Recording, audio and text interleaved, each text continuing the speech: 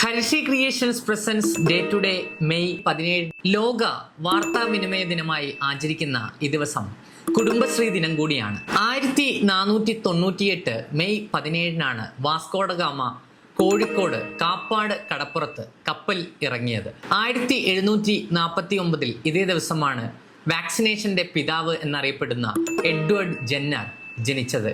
1841 May 17 Malabar manual രചിച്ച William Logan ജനിച്ചത്. 1857 ഇതേ ദിവസമാണ് സമരത്തിനിറങ്ങിയ ഇന്ത്യക്കാർ ഇന്ത്യൻ ചക്രവർത്തിയായി ബഹദൂർ ഷാ രണ്ടാമനെ അവരോധിച്ചത്.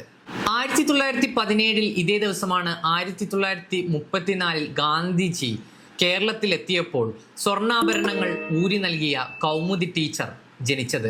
1945 മെയ് 17 പാതിരാ സൂര്യന്റെ നാട് എന്നറിയപ്പെടുന്ന നോർവേ സ്വതന്ത്രമായത്.